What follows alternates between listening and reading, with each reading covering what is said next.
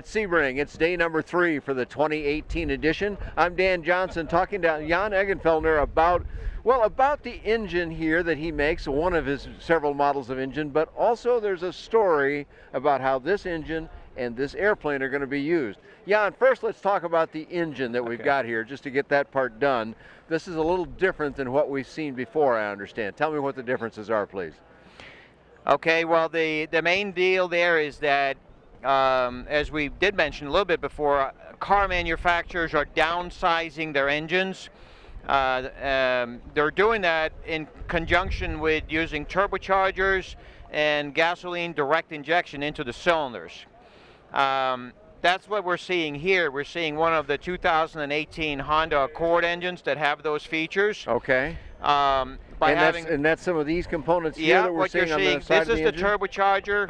The main difference between this and the kind of older turbocharged engines that we had in cars like the Saabs and the Volvos up through the years is that there's more liquid cooling going on prior to the turbocharger to cool the exhaust gases and keeping the turbochargers cooler in conjunction with the direct injection that allows the engine to run even turbocharged with higher compression without the chance of detonation.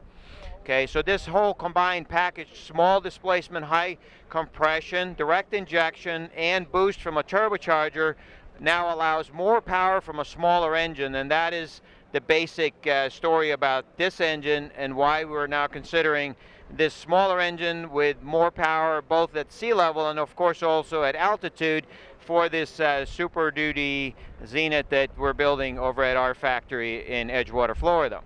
Well, in a sense, Jan, it sounds like the auto companies are kind of doing aviation a bit of a favor with this by making smaller, I presume somewhat lighter engines, although there may be more parts on it.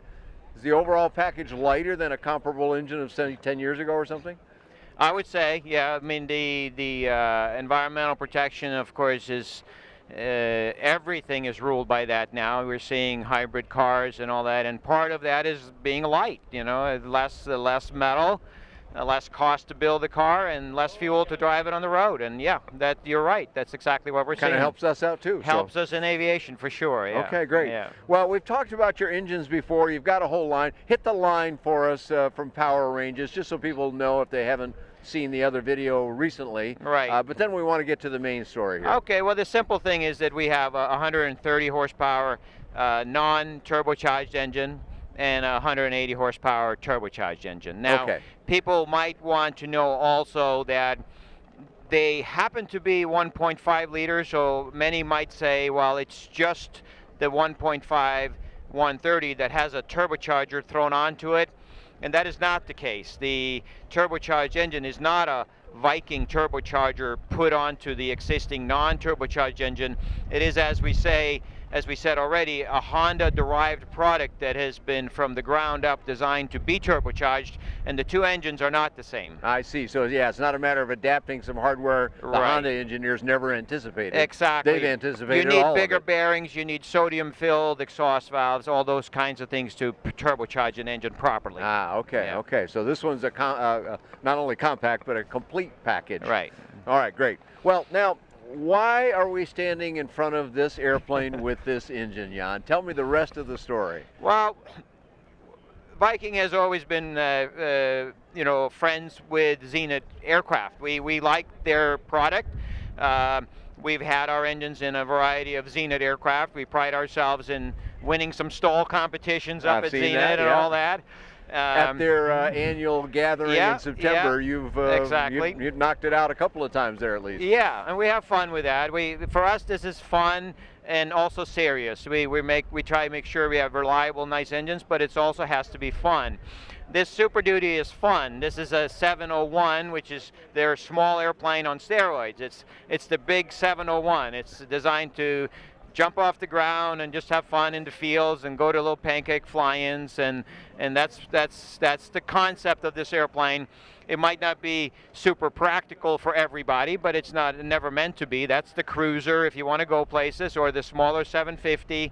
But this is the big boy, and this is the fun plane. And for this engine, it's a good match. So you're going to put 180 horsepower in this airplane. Right, and right. you know your engines, and you have an idea that you might be able to do some good with that combination. I think so. You know, the airplane's designed from 160 to 205.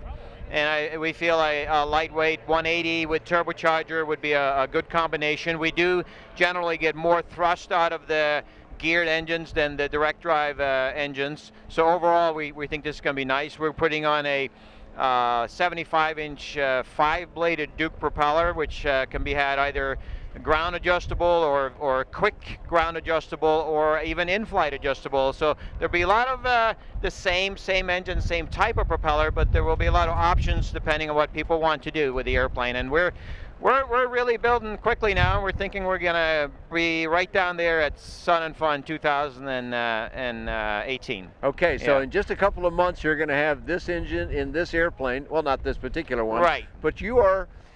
You're located here in Florida. You're on an airport with your Viking engine operation, but you're also building one of the very first of these, are you not? We are. We're actually very proud to be one of the first, or maybe we will be the first, unless there's something going on I don't know about.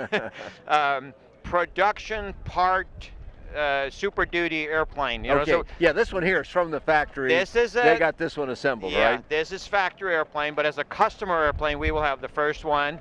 And it will have this engine. And we'll in have it. this engine. And you'll bring it to Sun and Fun We'll this have year it there, in just a couple we'll of show months. it off, and then we're hoping to do Valdez, but first Sun and Fun. Yeah, I that's understand. first. And, Yeah. and Valdez, would you fly the airplane there? 'Cause Everybody, that is a long, everybody long says way. it would be a trip of a lifetime, so we'll see. I'm sure it would be. It may take a lifetime too. I'm just kidding. But it's not a high-speed aircraft. No. And that's a long way from You Florida. would plan so. a 4-week trip, Yeah, I would think. I'm sure. Well, it'll be interesting to hear how you come out on that. Describe what the Valdez competition is for people that may not know what that's all Right. about. Well, for us, it would be go there, and then there's the Aviation gathering in Anchorage, which is they have a big event up there every day, right? Big event. And yeah. a lot of pilots in Alaska. It's of similar course. to this, except it's inside in a FedEx hangar, and then happens to be like a week later in Valdez, which is within flying distance, of course. They have the stall competition, and for anyone that hasn't seen that, you need to go to YouTube and watch the winner of last year's. We're not going to win because there's a lot of specialty airplanes and a lot of good pilots. But we're going to have fun, and we're going to show off the Super Duty and the Viking engine, and it'll be a good time. Yeah, it's some pretty amazing video that you can see of people making amazing takeoffs and landings. Oh, for sure, yeah. So yes, they're highly practiced with. It's a good match for this airplane. Having fun at Valdez. Yeah, you'll get some attention, I'm sure. I you think may so. not win, as you say, but you'll definitely get some attention. So, Sure. So good stuff. All right, well, that's a lot of great information, Jan. Wish you well up in Alaska, and we'll look to see you and the airplane in Sun and Fun in just a couple of months. So you better get back and get busy, I guess. But I'm sure you're already underway on it. Yeah, and that's another credit to Zenith. They tell us we can throw away the drill now. It is so pre-punched, and we have already started building it, of course. And it really goes together quickly. So this precision matched hole technology thing works as advertised? It's really gotten to the point where you almost can just cleco, rivet, and go. It's amazing. Cool. So here you are, working on an airplane, going to have it ready in a couple of months, and then go have a ball up in Alaska, we hope. So. Right. All right, well, tell us some more about how we find you on the web, Jan, so people can ask more questions, follow the development, follow this progress. You do a great job with pictures. I'm sure you'll show that on your website. Tell us how we find you on the web. Well, like we said, we're in Edgewater, Florida, and our website is www, which everybody knows now, .vikingaircraftengines.com. Alyssa or Samantha in the office can answer any questions that are non-technical. Then me, Jan, I can answer anything technical, and you can get us at 386-566-2616. Sounds great, Jan. Thank you for all of that contact information. You can find more about Viking aircraft engines and all kinds of affordable aviation on BuyDanJohnson.com. Thanks for joining Jan Eggenfeller and I here at the Zenith booth at Sebring 2018.